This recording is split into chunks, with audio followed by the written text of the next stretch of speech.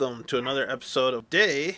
We are reviewing this guy. This is the Kershaw DIY. The Kershaw DIY. Take a good gander at this guy. And I'll read over some specs and we'll get into the knife. So, the Kershaw DIY. The overall length is 5.75 inches long. The blade length is 2.375 inches long. The cutting edge is 2 inches. The blade length, or blade thickness, is 0.11 inches thick. The handle length is 3.25 inches. The handle thickness is 0.41 inches thick, which I think it's actually thicker than that. So that might be a typo off the Blade HQ website where I'm getting that info from. But other than that, the overall weight on this is 3.4 ounces. So this knife is based off of Kershaw's ever so popular Shuffle. And basically, they took the Shuffle and tried to make it more multi-toolish by giving a fatter handle scale where you can store hex bits. But we'll get into that in a second. Looking at the blade, has a black powder coating, hollow grind, plain edge blade. The overall blade shape's the same. Though they did add some jimping, some fairly wide jimping up top here. Branding, you have the Kershaw logo there. On the back side, you have the Kai model number, and then China and ATR 13 MOV blade steel, which Kershaw's 13 ATR 13 MOV. It's pretty standard. It's good stuff for budget knives. You have black, fairly robust thumb studs, and yeah, definitely is slicey. High hollow grind makes it very slicey, and like I said before, with this belly, half the knife is belly there, so you can actually get some roll cuts done. Jimping though, I feel the jimping isn't in a very good place, and I don't know if they intended this jimping to serve a different purpose. I mean, I can reach up there, but it seems a little bit far. If I hold in this grip though, the jimping does seem to help, but I almost wished it was a little bit closer to the tip, but that works for doing like draw cuts or whatnot, so I guess that's usable. But I still would like to see some sort of jimping right before the thumb studs. Going in, and I'll see you outside. Thank you, guys.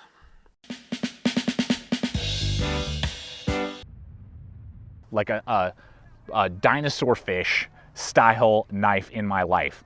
Today we're looking here at the Cold Steel Grick. This knife is a lightweight, compact AUS 8 pocket knife that has some very unique new features that Cold Steel has never really done before. Mainly a integrated body clip for it. It's kind of supposed to be part of the handle scale. We'll discuss that today. Very unique. Haven't really ever seen that on any pocket knife that I've tested out before. And going to more of like a thumb stud, thumb hole ramp. It's very interesting. So there's some really interesting, not only just design choices to make it look very, like reptilian, prehistoric, but also just some features that I haven't seen on other pocket knives, particularly from Cold Steel. So I'm really excited just to show you this lightweight EDC that they're producing at a good budget price, the pros, the cons, and what this has to offer. There's just a lot of differences that I haven't seen from Cold Steel, and I just haven't seen on the market, honestly, with the overall design of this knife.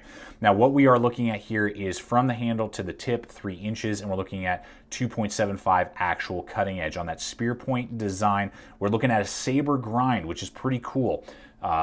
Cold Steel is known more for hollow grind, so it was nice to see a saber grind. Just means extra strength, great relief edge, razor sharp, gonna do a fantastic job. Really cool swedge up here with that kind of comes in and then flares back out to a super strong tip. You guys are gonna get a great strength level on this knife. Cool, just little notch cut in there. There are some 90-degree angles, so this could definitely throw a spark if you wanted to throw your fire steel right in there, bam, that you could launch some sparks with that if you want to use this as an outdoor knife. I did use this in a lot of outdoor tasks I normally don't do with pocket knives, and the knife performed very well. Very good, just overall performer, regardless if it's more for stabbing, prying, or slicing and cutting. It is a little bit on the thick side at all the way back here at the stock being 0.14. I would have liked to see that more like 0.15 1.2, 12 is a little more reasonable, but it wasn't something that I was like, wow, this is not a good slicer. Because of the relief edge and just the way they ground it in, it still gets a lot of cutting done, and particularly even like woods carving and stuff like that, better than most full flat grinds because of the saber. So I think this would actually be a great outdoor knife, to carry in the woods, doing a little bit more like woods stuff if you had to with a pocket knife. I think this would be a great option.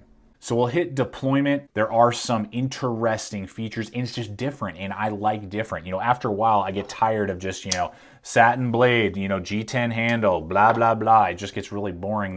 Kershaw does that with tons of their knives. Spyderco's budget end tends to be that way. So to see different design features coming out of different companies at a budget price is just fun. And for some of you, you're going to be like, dude, this is a really cool, unique design, and I dig it.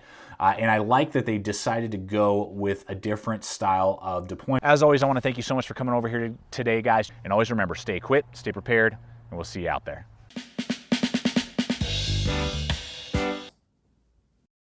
What's going on, YouTube? Today I've got another interesting knife review. This is the new CJRB Cutlery Maileah. I hope I'm pronouncing that correctly. This knife was designed by Sharp and Pointy Swags. You can see Swags right there. You can check her out on Instagram, and I believe she also has a YouTube channel. I remember seeing some stuff about this knife on Instagram, actually, and this knife is sporting the new AR RPM 9 steel, which is a proprietary steel through Artisan Cutlery and CJRB, since they're essentially the same company.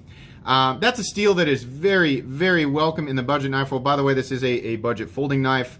Really great stuff. This is essentially powder formed 9CR18 MOV. I think people are starting to get, the information, really positive information going around the knife community about this steel. So yeah, it's very, very welcome.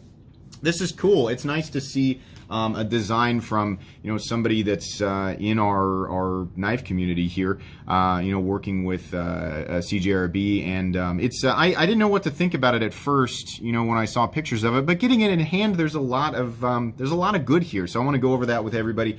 Thanks so much to my generous patrons for supporting me right now. Thanks again for watching, everybody, and have a great day. Hey everybody, Nick. Today I got a review for you of this little guy right here. This is the CIVIVI knives Elementum, here pictured in the brown micarta and D2 version. First off, though, I want to thank very much my buddy Chris for sending this guy along. It's a very interesting little knife, and I'm glad I got a chance to check it out, so thank you for that, Chris. Next thing, this guy is a knife with many models. If you're looking at an Elementum and it looks nothing like this one, that's fine. That's, in fact, the best part about this knife. They have done a bunch of different versions of this. Like I said, this is the brown micarta version with D2 steel. I think most of them have D2 steel. But anyways, that's the version you're looking at here. And so let's go on ahead and jump into the good, the great, the bad, the ugly of your CIVIVI Elementum here. So on the good side, to start with, very nice size. It's a relatively compact knife here. We are coming in blade lengthwise under 3 inches, uncontroversially.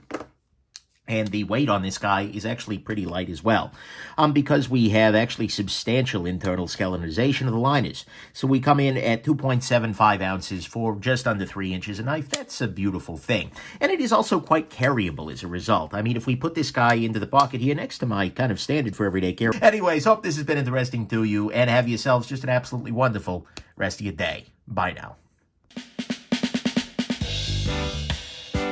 Greetings, you're all doing really well out there. This is the CIVIVI Baby Banter. That's right. Now, some of you probably know, or most of you probably know, but some of you might not know, that Ben's first design was the WE Knives Banter, right? So, sort of the parent of this knife, right? Well, and speaking of parents, what's interesting is that WE Knives is the parent company of CIVIVI. So, yeah, all kinds of... All right, well, let's talk some specs here, shall we, right out of the gate. We've got a blade length here of 2.34 inches on the Baby Banter, a blade thickness of 0.09, a handle length of 3.125, and a handle thickness of 0.41 inches, which gives you an overall, when it's all opened up tip to tail, of 5.46 inches, right? Pretty darn reasonable knife in terms of size, and a very feathery 2 ounces right on the money.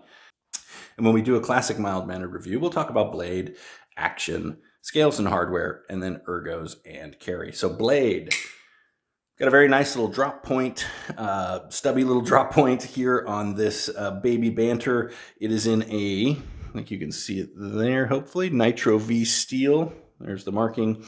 You have the Ben Peterson "What is up, look guys" logo right there. You've got definitely a very, I don't know, stone-washed, sort of tumbled finish there, which I think is quite nice. We've seen that on a number of CIVIVIs here in 2021. Got blue anodized. Anyways, I hope you've enjoyed this review. This is a really interesting knife. Thank you so much for watching. I hope you've really enjoyed it. I certainly have enjoyed doing this for you all. Please stay safe out there. Be mild-mannered to one another.